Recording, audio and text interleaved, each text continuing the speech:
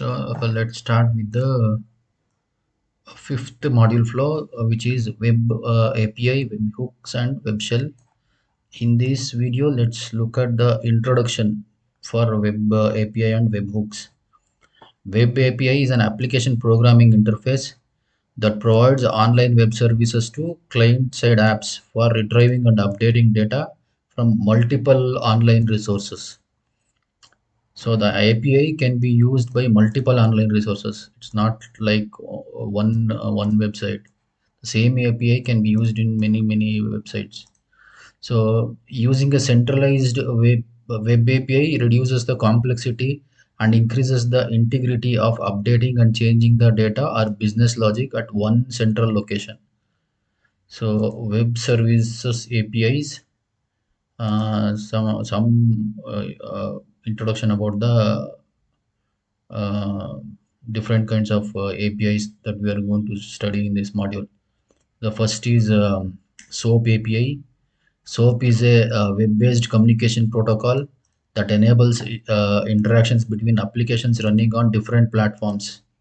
SOAP-based APIs are programmed to generate, recover, modify, and erase different logs such as profiles, credentials, and business leads. REST API. REST stands for Representation State Transfer. REST is not a specification, not a tool, or not a framework, but instead it's an architectural style for web services that serves as a communication medium between various systems on the web.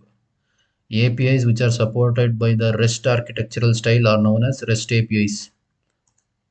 RESTful APIs, RESTful APIs, which are also known as RESTful services, are designed using REST principles and HTTP communication protocols.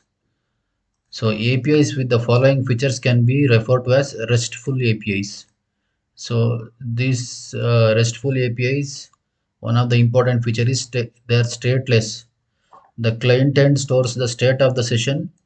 The server is restricted to save data during the request processing. Cacheable. The client should save responses in the cache. This feature can enhance API performance. Client server environment. Both the client and the server should be independent of each other because the server handles back-end operations and the client is the front end from where the requests are made. Uniform interface. Resources must be specifically and independently recognized via a single URL by employing basic protocol methods such as put, post, get, and delete, and it should be possible to modify a resource. Layered system. Multiple layer architecture allows intermediary servers to supply shared memory uh, to achieve scalability because the client system directly never notifies the main server of its connectivity. Code on demand.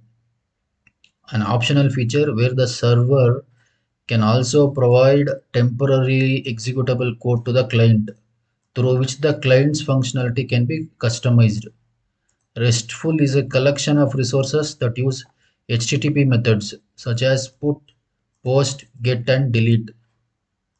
So other types of API is XML RPC and JSON RPC. XML RPC is a communication protocol used as a specific XML format to transfer data. It is simpler than SOAP and uses comparatively less bandwidth to transfer data.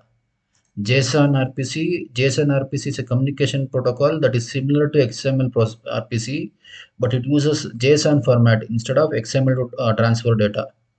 So this is about different types of APIs. So different types of APIs again, I'm repeating: SOAP API, REST API, RESTful API, XML RPC, and JSON RPC. So let's have a brief introduction about webhooks. Webhooks are user-defined HTTP callback or push APIs that are raised based on the events triggered.